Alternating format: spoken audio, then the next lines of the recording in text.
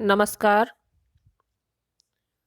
17वीं शताब्दी में कोटा राज्य के उत्थान के प्रकरण का अध्ययन हम कर रहे थे, जिसमें प्रथम व्याख्यान में हमने कोटा के प्रथम शासक राजा माधो सिंह के बारे में जानकारी प्राप्त की थी।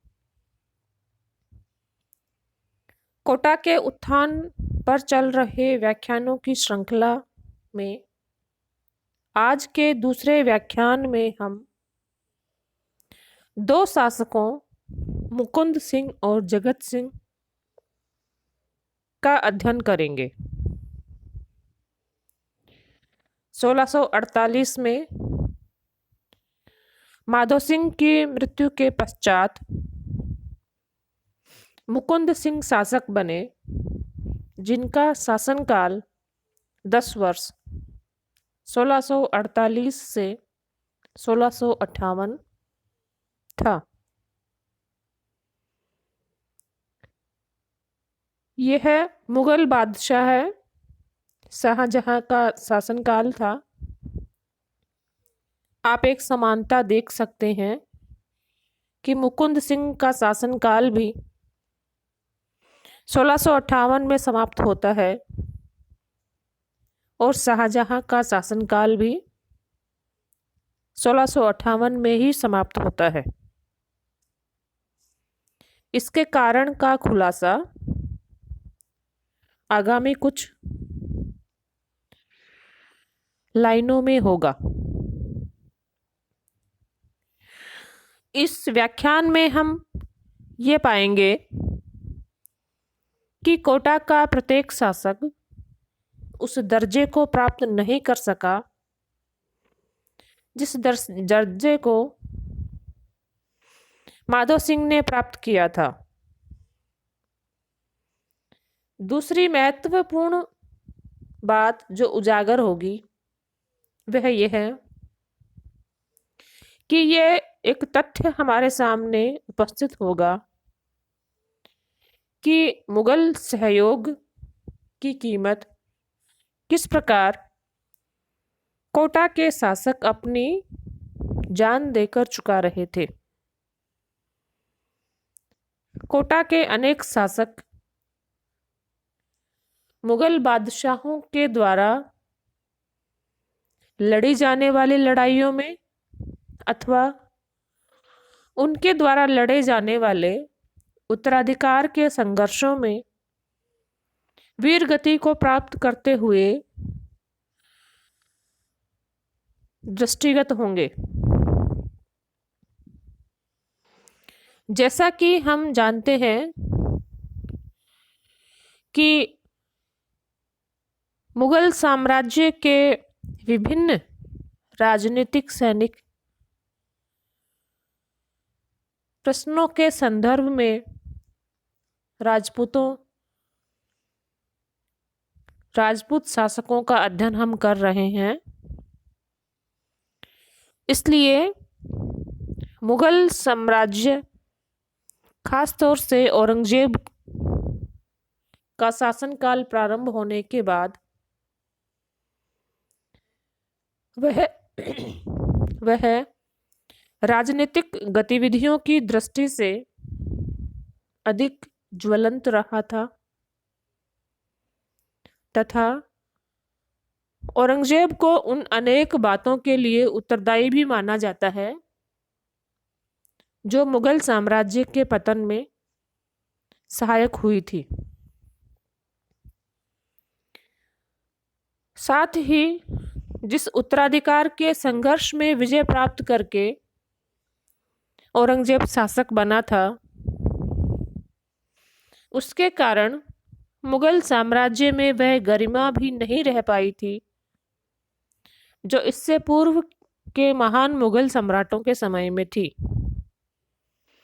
और राजपूताने के शासक भी मुगल सम्राटों की, मुगल राजकुमारों की इन महत्वाकांक्षाओं की पूर्ति का साधन बन गए थे। कोटा के शासकों में मुकुंद सिंह और जगत सिंह का अध्ययन हम करने जा रहे हैं। इन दोनों शासकों के उदाहरण में यह बातें स्पष्ट होंगी। मुकुंद सिंह 3000 जात 2000 सवार का मनसब प्राप्त करके, जो उन्हें मुगल बादशाह शाहजहां के द्वारा दिया गया था, कोटा के शासक बने। कोटा का स्वतंत्र शासक बनने वाले वह दूसरे शासक थे। मुकुंद सिंह का शासनकाल संक्षिप्त रहा और मुगल सैन्य अभियानों में बहुत बड़ी भूमिका उनकी दर्ज नहीं की गई है।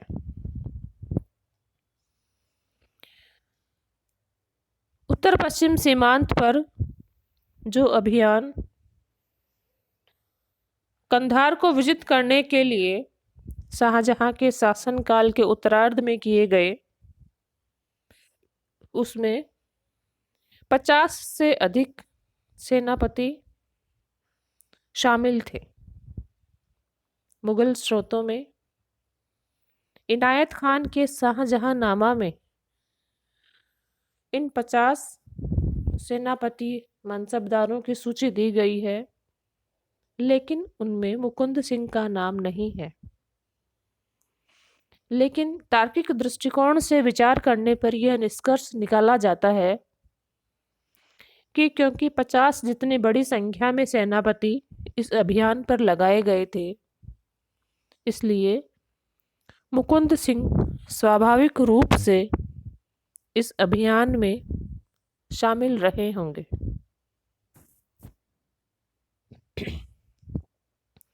सैन्य अभियानों में, खासतौर से मुगल सैन्य अभियानों में भागीदार के रूप में मुकुंद सिंह की यही उपलब्धि वर्णन योग्य है। माधो सिंह के समय कोटा के परगनों की संख्या 43 थी, जो कि मुकुंद सिंह के समय में 48 हो गई थी। तात्पर्य यह है कि कुछ क्षेत्रीय विस्तार कोटा का मुकुंद सिंह के समय में भी हुआ, लेकिन जिस महत्वपूर्ण उपलब्धि के लिए मुकुंद सिंह जाना जाता है, वह एक इतर क्षेत्र की है। कोटा में पाई जाने वाली विंध्य पर्वत श्रृंखलाओं, जो कि हाड़ौती के क्षेत्र को मालवा के क्षेत्र से संयुक्त करता है अथवा अलग करता है, पर नियंत्रण और निगरानी रखने के उद्देश्य से मुकुंद सिंह के द्वारा कार्य किया गया। उसने यहाँ पर एक किले का निर्माण करवाया, जिसे मुकुंदरा किला कहा जाता है, जो मुकुंद सिंह द्वारा बसाए गए गांव मुकुंदरा के साथ सानिध्य रखता है।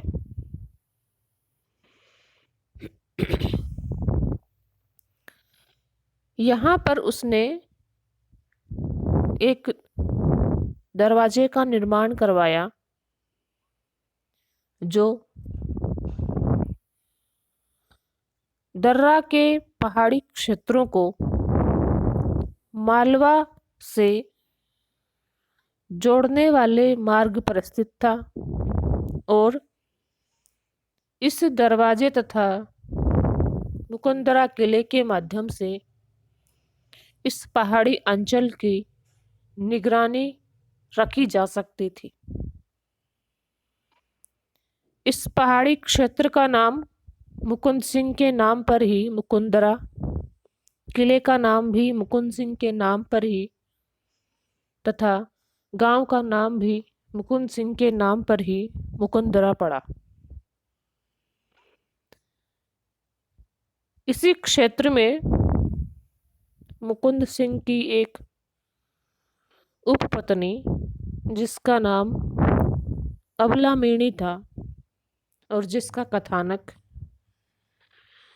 पर्याप्त प्रसिद्ध है कोटा के इतिहास में, के लिए एक छोटा महल नुमा किला बनवाया था, जिसे अबलामिणी का महल कहा जाता है। 1658 में औरंगजेब तथा शाहजहां के श्रेष्ठ पुत्रों के मध्य उत्तराधिकार के लिए संघर्ष लड़ा गया, जिसमें बहादुरपुर, धर्मत, सामूगढ़, खजुआ और देवराई के 5 युद्ध लड़े गए थे। शाहजहां तथा औरंगजेब के मध्य लड़े गए धर्मत के युद्ध में, जो जसवंत सिंह के नेतृत्व में लड़ा गया था, मुकुंद सिंह ने 500 सैनिकों के साथ शाहजहां की तरफ से भाग लिया था। मुकुंद सिंह के साथ उनके अन्य भाई मोहन सिंह, जुझार सिंह, कन्हीराम, किशोर सिंह भी इस युद्ध में भाग ले रहे थे।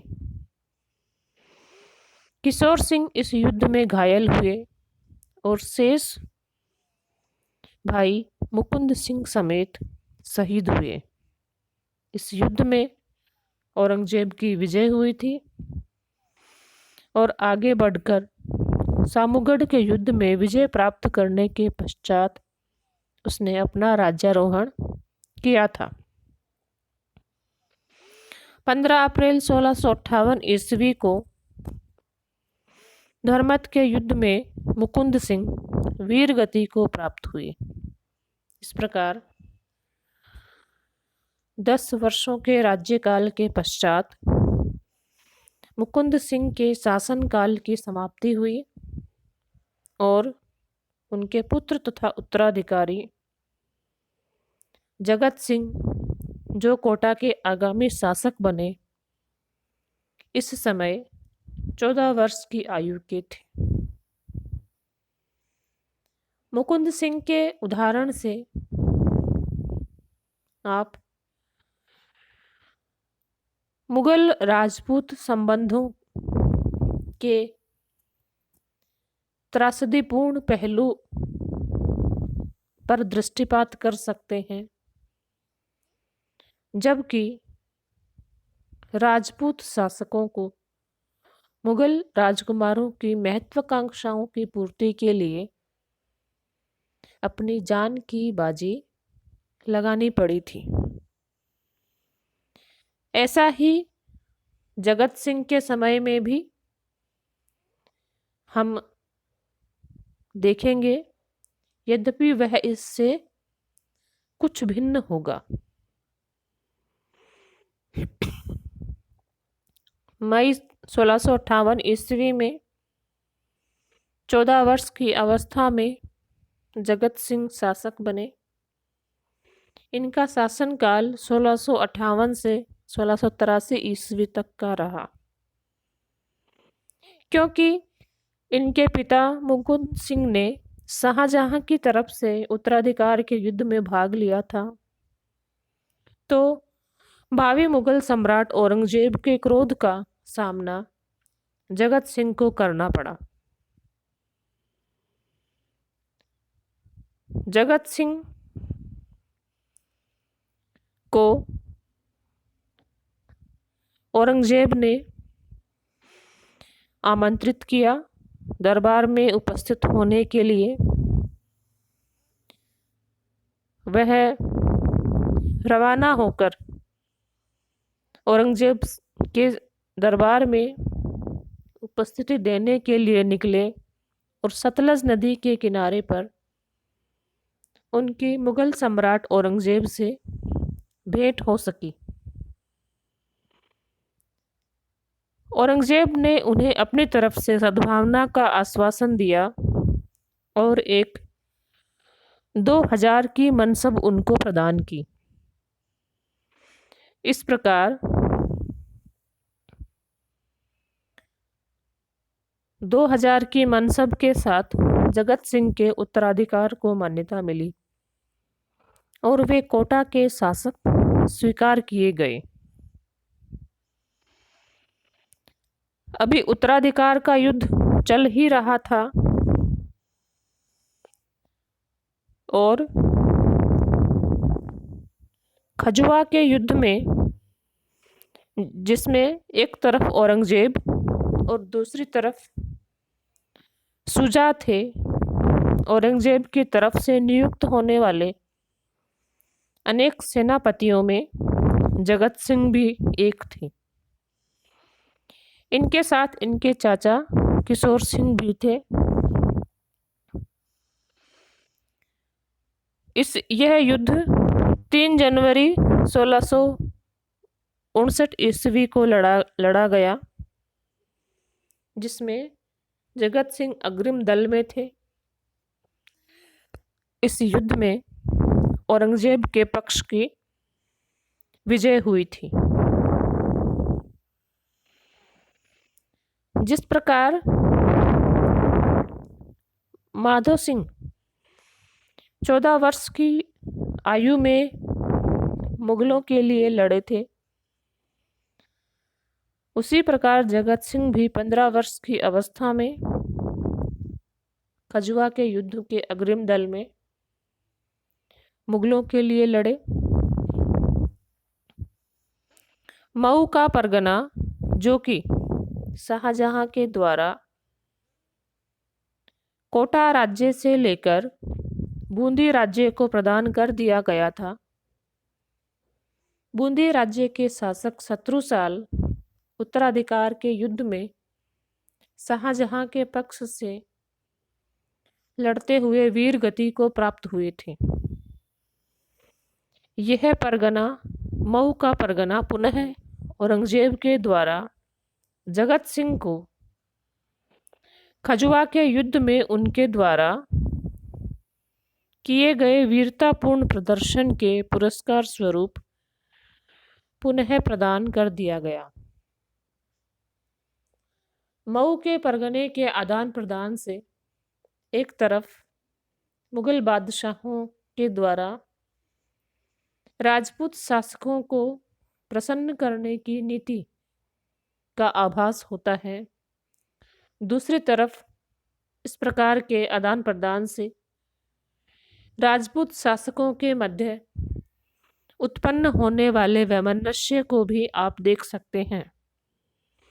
यह वैमनस्य अंततः राजपूत शासकों के मध्य शत्रुता में वृद्धि करता था, जो मुगल शासकों के लिए फायदेमंद थी, क्योंकि यह राजपूत संगठन को रोकती थी।